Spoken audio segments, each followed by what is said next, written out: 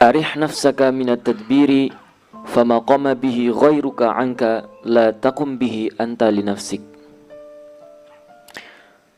Istirahatkan jiwamu dari mengurusi hal-hal duniawimu, karena urusan itu sudah diurusi oleh Allah Subhanahu wa ta'ala, sehingga tidak perlu kamu mengurusinya. Ini banyak yang salah faham teman Ta'ala. Jadi ada logika duniawi yang menurut saya sangat rendahan, mencoba untuk mengkritisi Ibnu Athaillah. Wah, kalau baca hikam ini kita nggak bisa hidup di dunia nih. Ini mereka salah besar. Ibnu Athaillah ini mursyid tarekat Syadziliyah. Dan rata-rata mursyid Syadziliyah itu hidupnya mewah-mewah, kaya-kaya Bang Dik. Oh iya, udah berapa saya lihat para mursyid Syadziliyah itu hidupnya indah, ya enak lah. Al-Imam Abul Hasan Syadzili mengatakan, zuhud itu bukan kamu tidur di kasur yang tipis, kamu tidur di lantai, bukan itu zuhud. Zuhud itu engkau tidur di kasur yang empuk, makan yang enak, fasilitas yang cukup, tapi kolbumu tidak bergantung kepada semua itu. Kolbumu hanya kepada Allah Subhanahu wa ta'ala. Maka seandainya itu pun berubah, suatu saat kasurmu menipis, dompetmu menipis, imanmu tidak menipis, cintamu tidak menipis. Insya Allah, Masya Allah mulu. Subhanallah. Subhanallah. Coba kita terjemah ulang ya. Arih udah jadi bahasa Indonesia. Rehat, roh ya, rehat.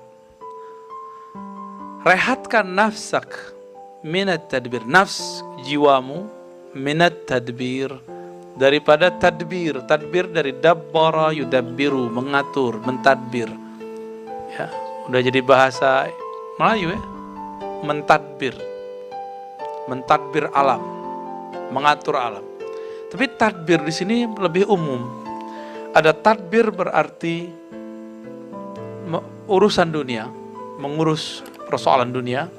Ada tadbir yang berarti mengurus persoalan yang bukan duniawi tapi semi-semi akhirat. Contohnya apa? Zikir, kapan wusulnya, kapan nyampenya. Belajar ma'rifat, kapan khusyuknya. Orang ngomong kapan khusyuknya, khusyuk itu nanti aja kamu pikirkan, kamu belajar ma'rifat aja dulu. Gitu. Sholawat biar ketemu Nabi, udah sholawat aja dulu, jangan pikirkan kapan ketemu Nabinya. Baca waqiah biar rezeki lancar, gak usah dipikirin itu, baca aja waqiah karena Allah menyuruh membaca Al-Quran. Kira-kira seperti itu. Ya, arih nafsaka minat tadbir. Jadi kalau zikir, pikirannya gak usah mikirin hasil, zikir aja. Kalau riyadhah, jangan memikirkan nanti natijahnya, hasilnya apa. Natijah itu hasil. Maka bagi saya makruh mendengarkan cerita pengalaman orang berzikir bagi seorang murid pemula. Itu makruh.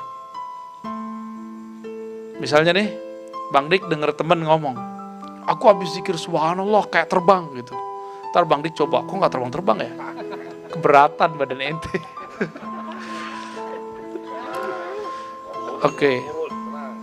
Berapa Bang Dik? 90? 104. Aduh, Masya Allah ya. Bagi-bagi dikit lah buat Faiz nih. Syukur. Ya. Arih nafsaka minat tadbir. Ya. Maka thariqah itu ada dua Bang Dik. Ada thariqah nafsiyah.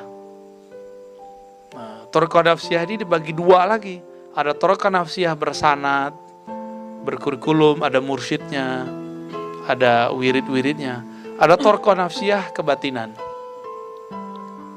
Nah, thariqah nafsiyah kebatinan ini beramal tertentu untuk tujuan tertentu. Baca waqiah 40 kali untuk niat ini, gitu ya. Baca hasbunallah wa ni'mal wakil supaya ini. Itu bukan thariqah tasawuf, ada thariqah nafsiyah. Tasawuf bukan itu. Thariqah tasawuf itu thariqah yang zikirnya bukan untuk dunia. zikirnya untuk pemilik dunia. Jadi kalau antum nih belajar ada buku-buku wirid supaya terhindar dari corona, itu belum itu ya. Tapi supaya mendekat kepada yang menciptakan corona, itu baru thariqah. Baru thariqah tasawuf. Jadi tolong pinter-pinter membagi, membaca. Yang kita lihat ini penampilannya sama, tapi ini sufi, ini bukan sufi. Ini kebatinan, ini sufi, itu dua hal yang berbeda. Ya. Di YouTube saya lihat banyak beberapa waktu yang lalu ya, beberapa bulan yang lalu itu banyak sholawat penarik rezeki. Jadi kalau dia nggak sukses, nanti dia nggak sholawat lagi tuh. Sholawat 313 ya.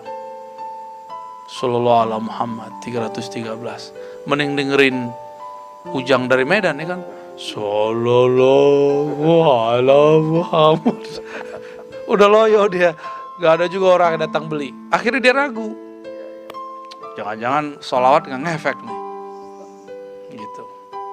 Itu bahaya-bahaya orang-orang yang beramal-amal akhirat, amal ritual ibadah, tapi tujuannya duniawi. Maka teman-teman, sahabat-sahabat mikir Allah, tolong yang sudah belajar begitu, naikin makomnya. Jangan lama-lama di situ. Cukup masa lalu itu udah cukup. Ya, harus naik lagi. Itulah rahasianya kenapa semua thariqah mu'tabarah, hampir semua membuka zikir yang bacaan ilahi, anta maksudi.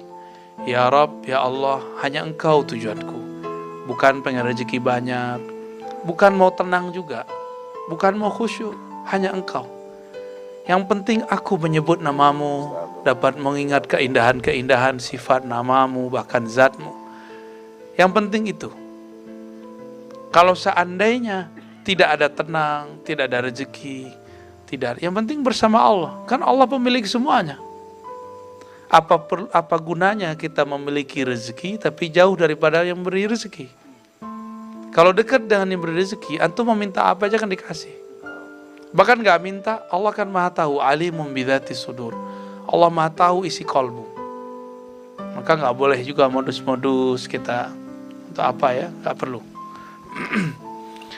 Fama qama bihi ghairuk anka la taqum bihi li nafsik. Fama qama, maka apa yang telah dia urus, yaitu selain engkau, yaitu Allah SWT, yang telah Allah urus, yang telah Allah jamin tentang segala sesuatu yang telah kamu lakukan itu, la taqum bihi li nafsik, jangan kamu pikirkan lagi. Aqimis sholata li dzikri, dirikan salat untuk mengingatku, bukan mencari surga. Walaupun Nabi untuk sahabat pemula, sahabat baru masuk Islam, Nabi ngomong. Apa kata Nabi SAW? Man shalla, siapa yang salat, isnatai asyarata raka'atan, 12 rakaat, manallahu lahu baitan fil jannah. Allah bangunkan baginya istana di surga.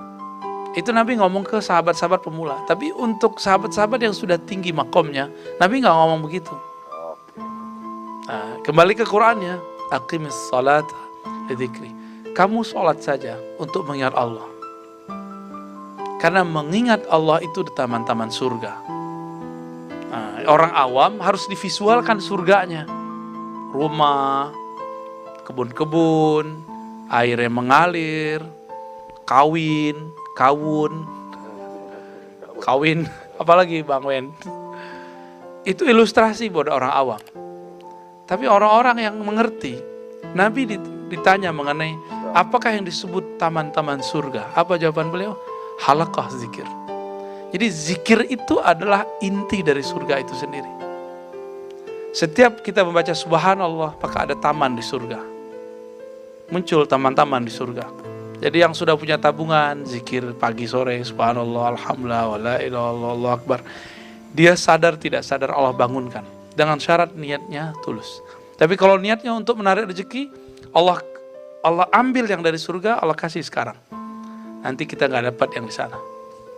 Tapi kalau kita niatnya untuk yang di sana, yang di dunia terbawa. Insya Allah ya.